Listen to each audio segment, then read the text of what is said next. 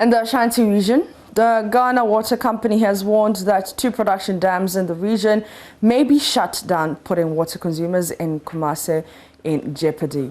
Consumers complain they are now overburdened by unreliability and high water costs.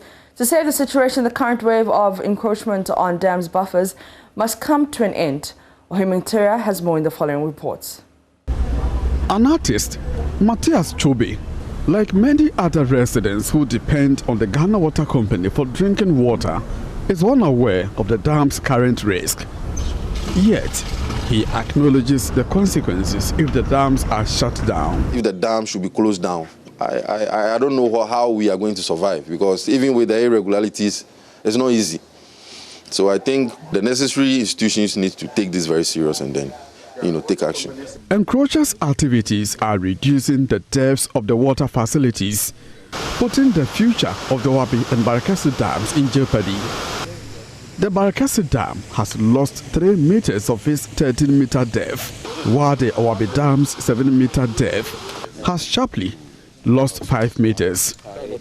Every dam's catchment has been decreased by more than half due to illegal sand winning, farming and housing construction.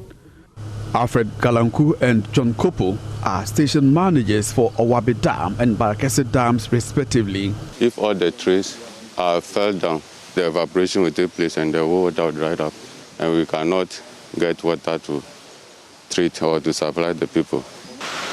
The source of abstraction, we have down, middle and upper abstraction to the treatment site. But due to siltation, the down and the middle have been silted. So we are now using the upper. In future, if the upper to is silt, there will be no water flow to the treatment site. The main activities happening in our catchment that are affecting our operations are illegal farming activities, mainly cocoa farms, sand winning, and felling of trees. And these activities together bring us a lot of challenges in the siltation and then in the pollution of our water. The illegal activities, coupled with other factors, are impacting negatively on water production.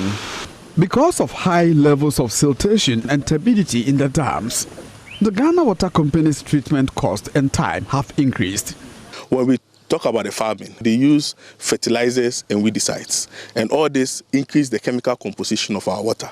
Most dangerous is the fertilizers, because the fertilizers that they use, they introduce nutrients into our water. When this happens, it promotes the growth of algae. Algae also increases the color and turbidity of our water, and that is what makes the treatment difficult. This explains why residents like Matthias have to deal with erratic water supply. As an artist, we need water, because we normally use acrylic paint, and then acrylic paint we use water to dilute and then do mixes before you can do your work. But as it stands now, there is this irregularity in the flow of water at Maxima Junction, where you can't actually predict when you are going to be having water or not. Another resident, Daniel Chobe, shares a similar opinion. I work with 2M Express as a driver. Sometimes the tap does not flow, to the extent that after a long journey you might even end up sleeping without even bathing, which is very bad. The future of the 2 dams will remain in jeopardy unless drastic steps are taken to get the situation under